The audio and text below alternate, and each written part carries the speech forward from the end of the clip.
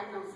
Oh, I have mild form of autism, Asperger's disorder. And so because of that, sometimes being focused is hard, right? Yes. So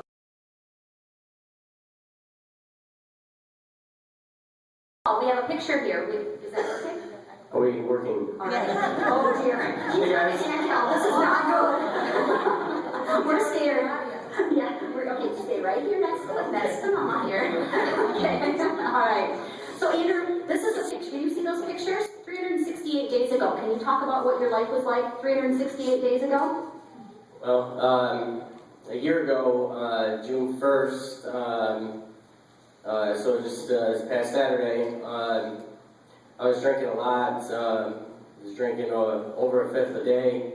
I was really depressed, and I kept drinking. I was having to be really drunk, and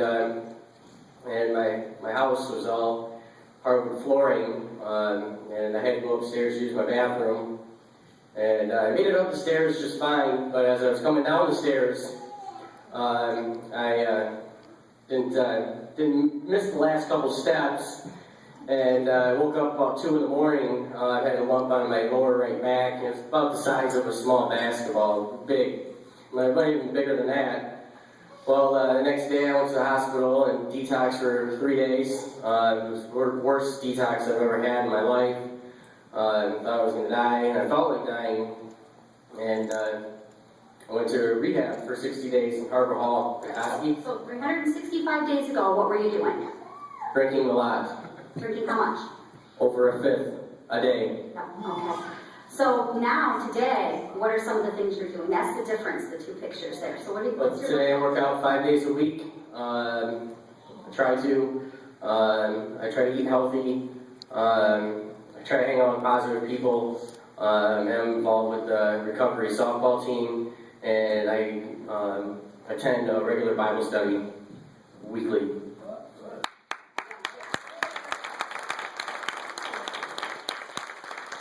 So I'm just going to give you a few quick details. His blood pressure 368 days ago was 195 over 100. That was the average. I think that falls well within the high blood pressure range. He had bowel problems, including bleeding.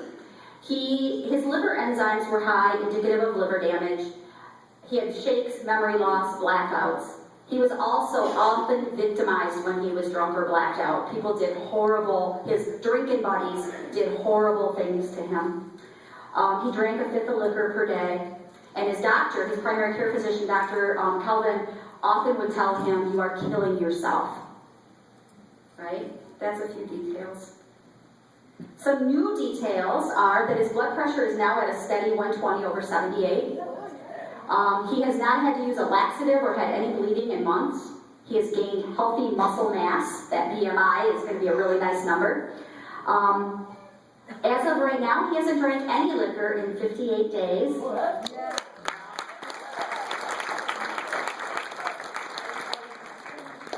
And now Dr. Kelvin says to him, "I'm proud of all you have done. Now stop chewing." Because he chews tobacco. Quite often. And he's proud of it. Here are some other details. Andrew, you play on what? What is the team? What is it? Our name of our team, Mundo, Balls Deep. And so you play on that team with, who are all those people in that picture there with you? That is Kelsey, Well, Charlie. You don't have to name their names. Who are they to you? Oh, they're my friends in recovery that are supporting me and helping me stay in recovery. Yep. And where do you live and who do you live with? Live this right back here. Name's Kyle. In a nice house, in a nice neighborhood. And I have to tell you, when I first met Andrew, he was couch surfing in some very scary places. And then the first apartment that he got, that he paid the rent, he then let people who were very scary couch surf with him. And those were some of the people that took advantage of him and did very mean and bad things to him. So now he's got this wonderful house, safe home, with a wonderful roommate. What else? You have opportunities to help others. How do you help others? I help others by, what do I do? Well, what did you do this morning for Carol? Oh, this morning I helped Carol with, set up the chairs with the brochures and flyers for today's presentations. And what are you going to be doing this summer with the kids at church? This summer I'll be working with the kids summer Sundays, K through 4th graders at Midland EV Free Church at Jefferson. And what's the job you're getting this summer? I'll be working at West Midland Family Center here in the next couple of weeks with the preschool program. I love kids, and I'm really looking forward to the opportunity to help kids. It's a really big thing for me, and I'm really excited.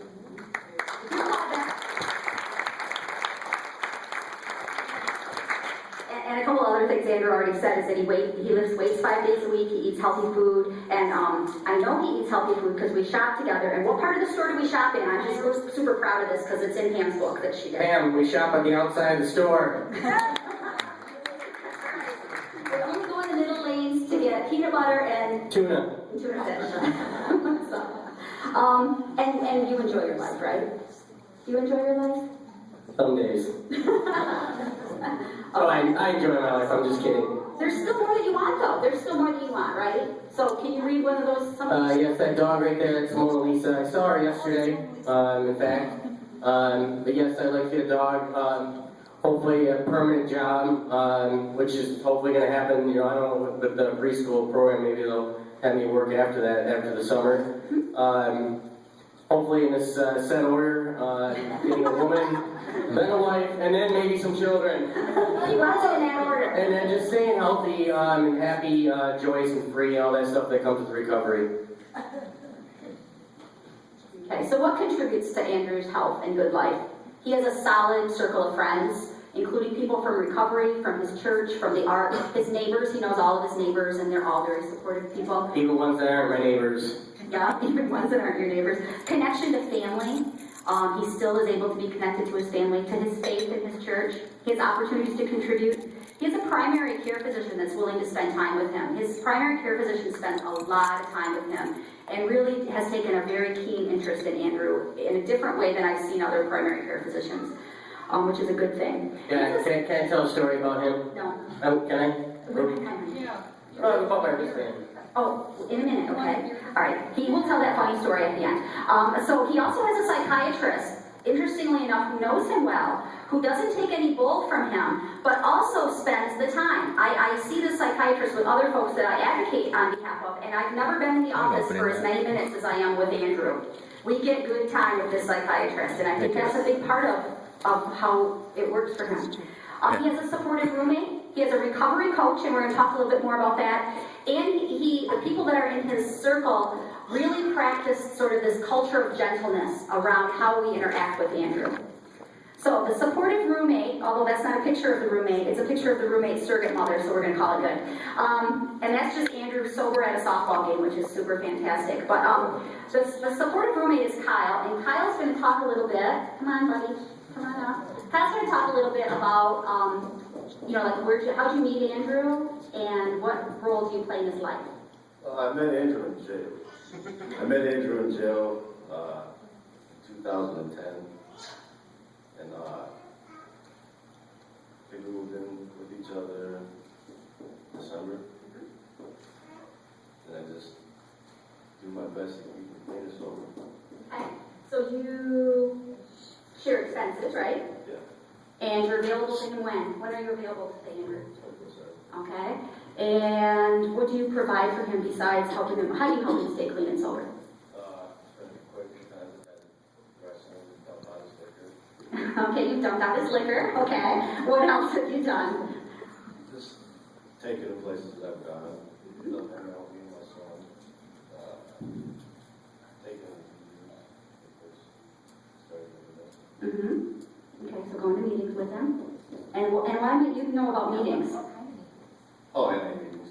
Okay, and so how do you know about NA? If I go there sometimes. Because you are, Recovering heroin. you're a recovering heroin addict, so you know the road Andrew's been on. And so that's maybe part of also what makes it successful. How has helping Andrew helped you? I met Jan. I'm not Because everyone dreams of that, really. I got my own house now. I'm not a convicted felon.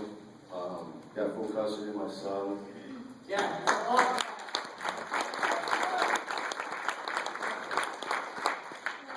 And I've been praying for over a year.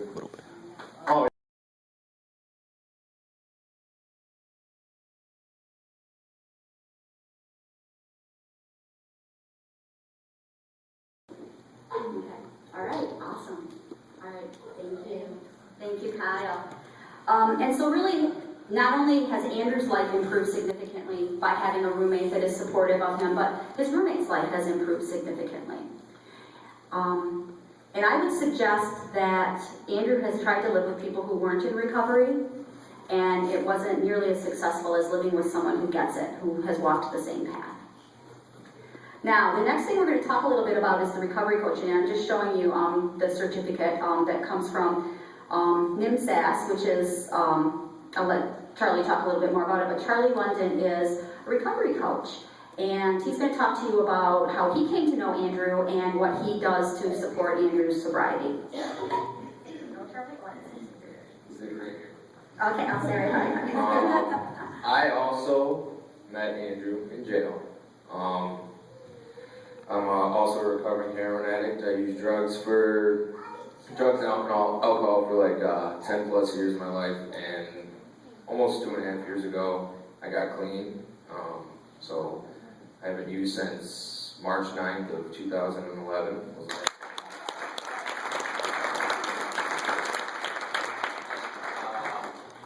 Through getting clean, I got clean by, going to 12-step programs. That's how I got clean. That's how, where I met my friends that were there to help me, just like we're here to help Andrew,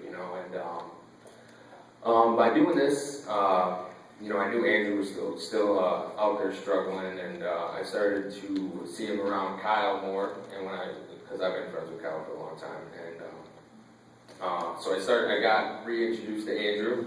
And at around the same time, I had an opportunity to go get certified as a recovery coach by NIMSAS. And I went and got trained, and a recovery coach is someone that, it says up there, connects the person with the addiction to multiple avenues of recovery. So not just 12-step programs, not just church, there's peer support, there's smart recovery, there's rational recovery. There's all sorts of different avenues of recovery. And for Andrew, he needs more one-on-one, is what we found. He needs more one-on-one individual care and someone there to, like Andrew talked about, we got him involved with the recovery softball team. He comes to the peer support group events with me, game night, we got a volleyball tournament coming up, we have a kickball tournament coming up. We found that it's like, let's say the best way to put it is, the more you do, the more you get involved, the better chances you have of staying clean, staying sober. If you stay alone and you're by yourself, that means you're inside your head, and, it's not going to work that way. 12-step programs, they're great, and that's how I got clean, and I continue to go to them, but they're not for everybody. And there are people at 12-step programs that don't agree with that. They think that going to meetings is the only way to do it. And what recovery coaching is, it's not like trying to drag somebody or pull somebody in the direction that you got clean. It's like walk beside them, and as they go down there, yeah, what's up? I was going to say, I've been sober for 58 days now, and I've not been to a single meeting, so it can be done without 12 steps. Yes, it can. Like I was saying, you can, just walk beside them, and you're there for them. It is 24/7. My phone's always on, and he calls me a lot, and that's okay because I enjoy it. I'd rather have him calling me to talk to me about anything than to have him call me and say that he's been drinking again. So, the main goal is remain clean and sober, but it's also to get like the holistic, get a better life in general, become a better person, become a productive member of society, to accomplish goals and dreams that I once had lost. This has been a dream of mine to help people, and when I got clean, and I never thought there was an opportunity for me once I was continuing using drugs. When I got clean, I never knew this was possible. And it's, Andrew's been the first person that I've worked with, and it has taught me a lot. And I know I've helped him, but he's helped me a lot as well.